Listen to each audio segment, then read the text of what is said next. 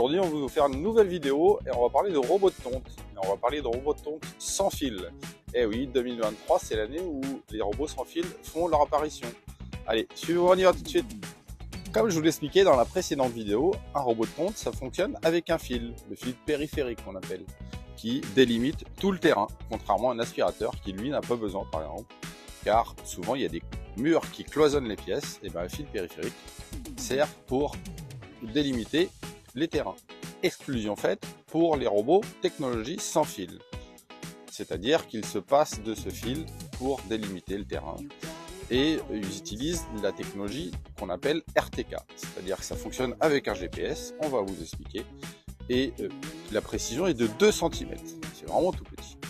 Alors, pourquoi utiliser un robot sans fil ou un robot avec fil? Eh bien, je vous explique ça tout de suite, vous allez voir qu'il y a un gros intérêt, dans certains cas, d'utiliser un robot sans fil. Donc l'avantage du robot sans fil, c'est le passage de zone à zone. Là, en l'occurrence, à ma gauche, il y a une zone de tonte et à ma droite, il y a une autre zone de tonte. Donc le robot, il va falloir qu'il passe sur la partie en béton ici pour passer d'une zone à l'autre. Et un robot avec un fil, on va être obligé de faire une saignée, d'enterrer le fil dans l'embéton et de passer les fils sur la dalle en béton. L'avantage d'un robot sans fil, c'est que là, pour le coup, on fait aucun travaux. Le robot va se débrouiller de lui-même de passer d'une zone à l'autre. Donc on fera aucune tranchée dans le béton. Alors visuellement, un robot sans fil, ça se voit pas, tout simplement parce que une fois que les fils sont posés, en général, ils sont invisibles. Et bien là, en l'occurrence, c'est exactement pareil. Une fois que le robot est installé, on ne voit pas la différence entre un robot filaire et sans fil. La grosse différence qu'il y a sur un robot sans fil, c'est ce qui se passe dans le robot, bien entendu, et également dans la station de charge. Je vous le montre. Donc, dans la station de charge d'un robot sans fil, ce qu'il y a, c'est une borne RTK. C'est ça, c'est le petit boîtier qui se trouve ici. Ce boîtier, à quoi s'il sert? Et bien, lui, il est relié directement à un satellite.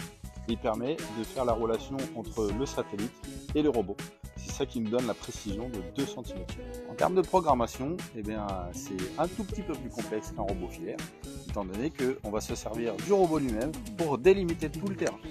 Et délimiter également les zones dans lesquelles on veut qu'il franchisse d'une zone à l'autre. En l'occurrence, ici, comme je vous l'avais montré tout à l'heure, on a un passage sur la terrasse, on lui dira de passer à cet endroit-là pour traverser, pour aller d'une zone à l'autre. Également, on va lui faire le chemin de retour à la station, c'est-à-dire qu'il pourra utiliser ce chemin qu'on lui fera virtuellement pour qu'il rentre à la station.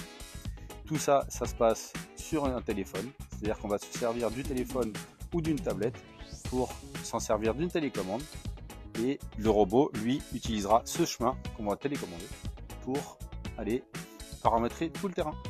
Maintenant qu'on a installé la station de charge et qu'on a fait la relation entre notre téléphone, le robot et l'antenne RTK, on va pouvoir maintenant délimiter tout le terrain et faire les passages d'une zone à l'autre.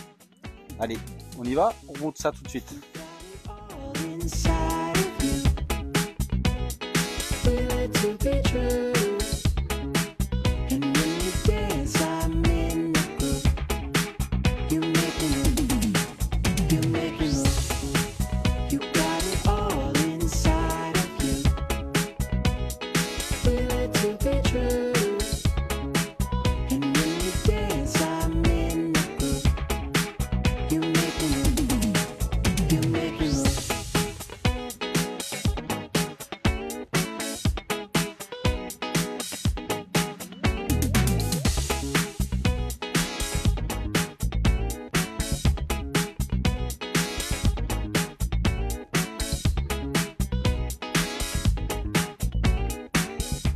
On a fini l'installation, on a fait tout le tour du terrain, on a paramétré aussi le retour à la station, on lui a permis de dire de passer à tel endroit pour aller rentrer à la station, et vous le voyez, le robot est en route, donc là il est en train de tondre, donc bien sûr ça ne fait pas de bruit comme tous les robots filaires, et l'avantage, comme on l'a dit tout à l'heure, c'est de pas de fil, donc pour faire les passages allés, c'est parfait. J'espère que votre vidéo vous a plu, n'hésitez pas à mettre des commentaires, et si besoin on en fera des autres.